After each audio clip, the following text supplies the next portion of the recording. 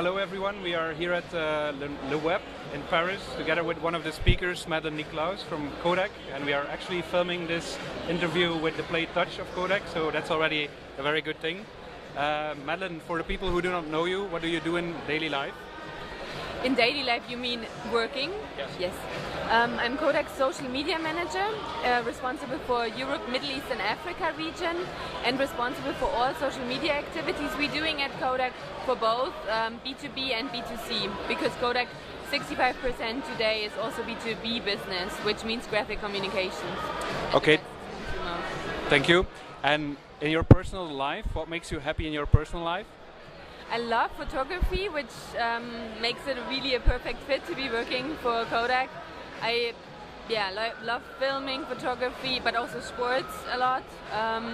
And it's really for me also naturally to communicate through social media, because I'm a very social person, and I tweet a lot if I find relevant articles that interest me and that I think could be relevant for my followers. And I'm very active on Facebook. Everybody who's a friend of me might even get annoyed by all the photos I'm always posting, but I like that very much, to share my adventures, because I'm traveling a lot due to the job, and yeah, I'd also take a lot of photos of that. Yeah. So you're sharing all your experiences with your friends? Exactly. Okay. So you say you're the social media manager of Kodak, and from what we know, you started 4 years ago with the implementation of social media and conversations into the organization of Kodak.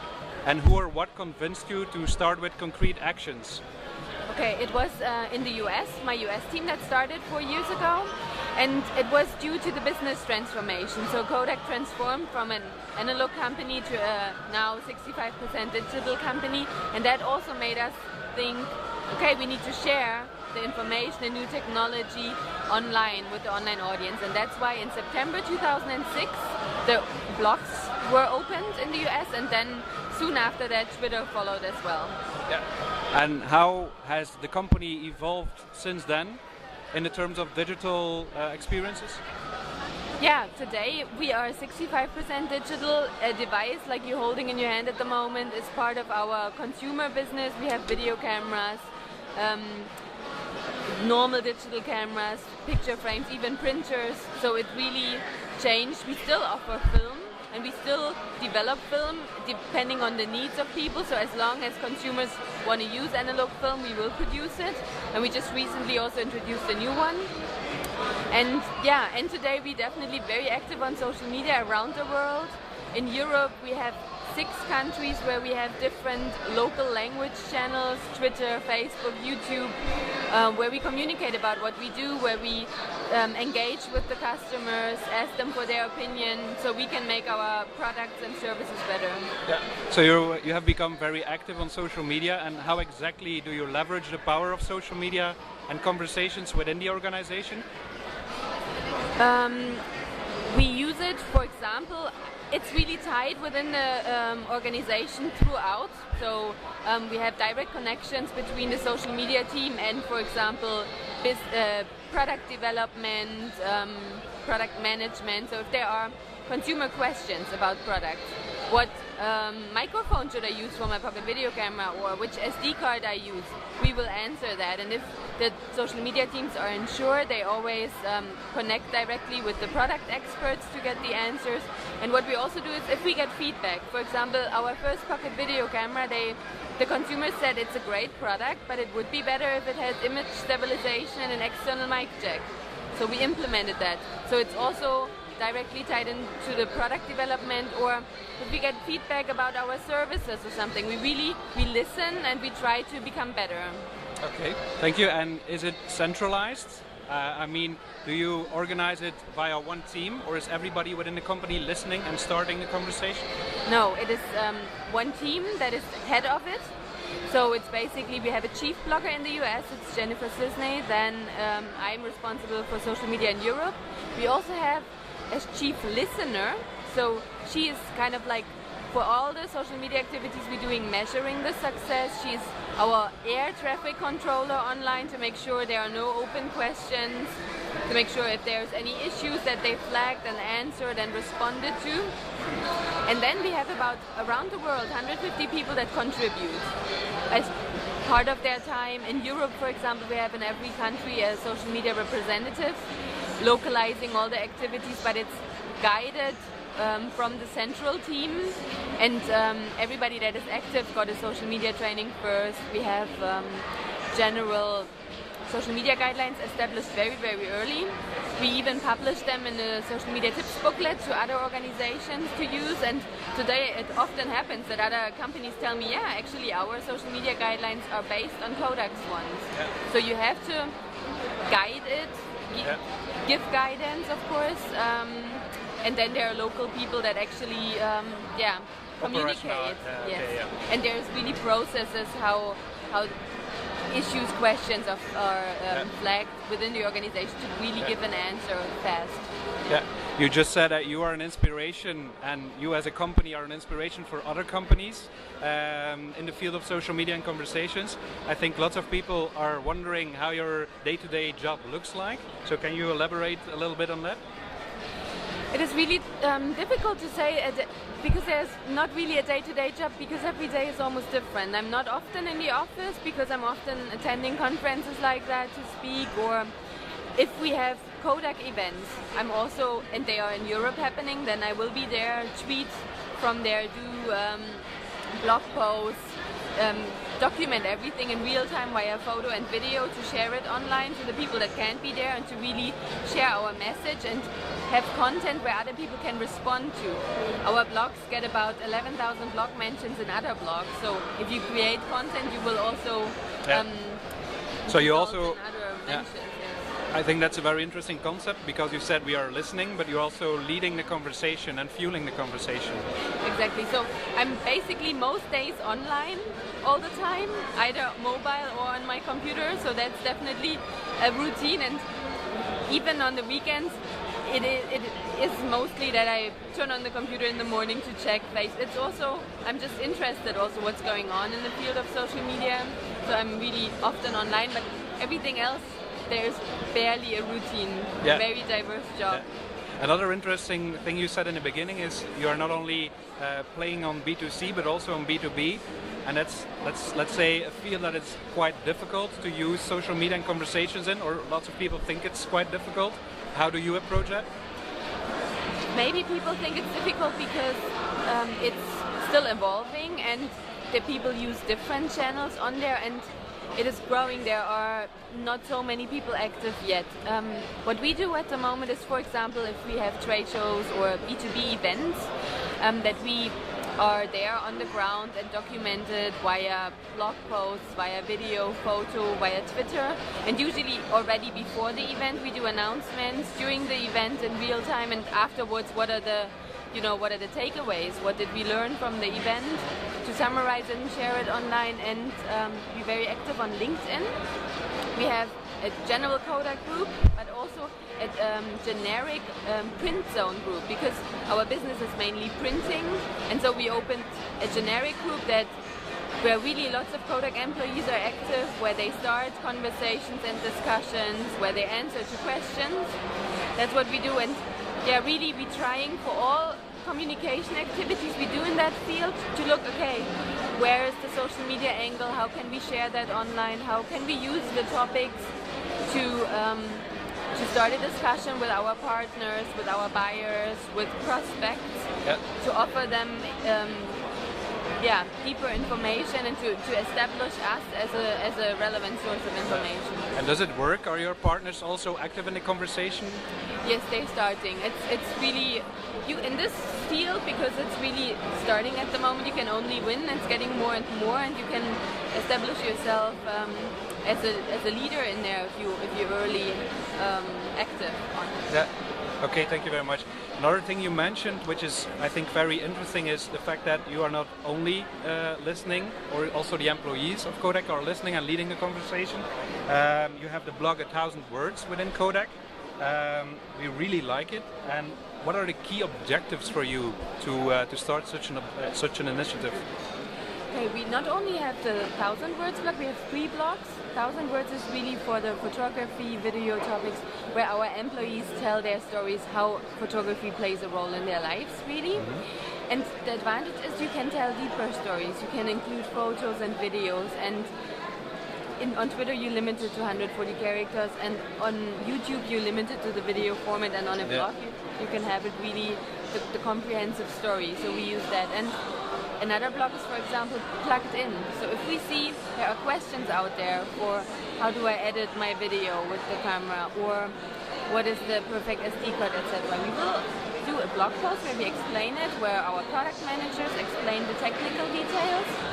And so we can always, when we see the question again, refer back to this blog again and again, and other bloggers can refer to our posts. So Kodak established itself as a really deep source of information for people that are interested in this kind of technology and into photography.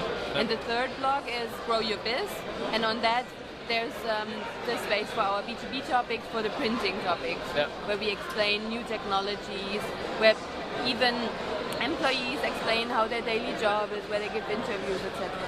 And how do you motivate your employees to do so? We show them the impact of it by measuring. So before we start a campaign, of course, we set our goals. What do we want to achieve by that? And afterwards we measure if we have achieved the results. And the employees really see the results. And we don't tell anybody they have to be active in social media. It's maybe not for everyone. You have to be a certain type. But for those that are interested and who would like to support us, we're really open. And for example, we have one product manager, marketing manager. His name is Blogger Dude on YouTube, and every Saturday he creates a YouTube video where he explains a new function of the Play Touch or of our pocket video cameras. And people are really becoming fans of him, and they're waiting for his new vlog, really. And one time he did one in Japanese where he was standing in his living room in a kimono. So it's for the employees that are interested, want to help us, and there are lots also in the B2B space that have a lot of knowledge and that want to share that knowledge and engage in conversation. So they can really ask to join the conversation. Yes, and then we do trainings with them if needed to explain what they can do, and often really they see the potential, and as everybody knows, social media, everybody talks about it. So also and it's addictive. they ask, exactly. Once you start it, you can't stop. Another thing you mentioned is we try to measure, and that brings me to my next question. What KPIs, key performance indicators, are you keeping in mind when measuring success? So we have different ways of measuring our campaigns. We're using various tools. For example, we work with Radiant 6, so we really look how far did the message spread, how far was our reach, how far was the interaction online, what impact did it have on the online share of voice, things like that, and then we summarize it afterwards. Yeah. So anyone can start a conversation anytime. How do you deal with that 24/7 context within a big company like Kodak? Our advantage is really that we have teams around the world active in social media who are monitoring during the time when they awake usually, and so it really is picked up by somebody, and then we have a process in place that we know, okay, if we see something from this country, whom do we have to flag it? And in Europe there are in 6 countries people sitting who are our social media representatives who are monitoring, who are flagging that as well. And as I mentioned, we have the chief listener in the US using Radiant 6. And the policy for us is you don't have to react in the same minute, but our goal is to answer it within 24 hours. And even sometimes if you don't have an answer to a question, we try to reply and say, okay, I'm sorry I can't answer that at the moment, but I will forward it to the customer service or whoever will be the person that can help, or product management if it's a product specific question, and that we come back. So you give a reaction to the audience so they know, okay, somebody is working here and dealing with my issue and are listening, and then we reply. Yeah. So the international context has benefits for you because you can reply and monitor the conversation 24/7. Does it also have downsides, that international context?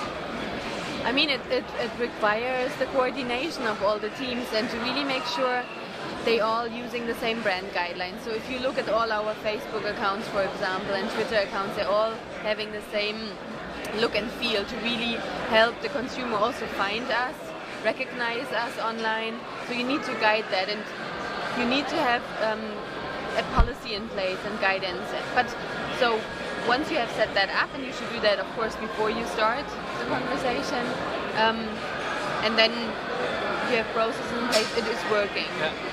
It's interesting because that brings me to my next question. Do you have a social media policy, and what exactly for you is the power of that policy? That it really helps making sure everybody knows what they can and cannot do on social media. And really main points are, for example, be authentic. Say that you are a Kodak employee. Speak only the truth. Of course, check if you communicate something that it's really a matter of fact, that it's correct information. Or also protect company information. Don't tell anything that hasn't been made public yet, etc. But the advantage for us in Europe as well, the teams, sometimes they're sitting on the agency side, our social media representatives, but they are within the PR team, so they are informed about all the messaging, they know where the brand stands, so we making sure that everything that is communicated is correct. Yeah. You could say that you're a guide in social media or an example for other companies. What would be your advice in terms of social media policy for other companies? What would be for you the most important chapters of a social media policy? It is really what I just mentioned, to be authentic, to live your company values, to speak the truth, stay timely, but also protect yourself. Don't say on Foursquare, oh, I just left my house and going on a business trip, so if anybody wants to, break in, or just be careful with everything. And if anybody is interested, we published our social media tips booklet. So we published our social media guidelines in our social media tips booklet already 2 years ago. We have some over here that we could even give you, and they are to download on kodak.com/go/follow us. You can download the PDF so people can read through it. In that we also really give guidance how to start the conversation. What are the first steps? Not just open the accounts. First think about what you want to achieve, whom you want to reach, and first start listening as well to get a feeling of what is the online conversation about your brand or business. Yeah. Okay, thank you. What are mistakes that you have made in the past that can be avoided by others? Really luckily, because my team has, when they started, created those social media guidelines, our policy very, very early. We don't have any mistakes to report that would be really considered as a big mistake. And what difficulties could others overcome much faster than you did?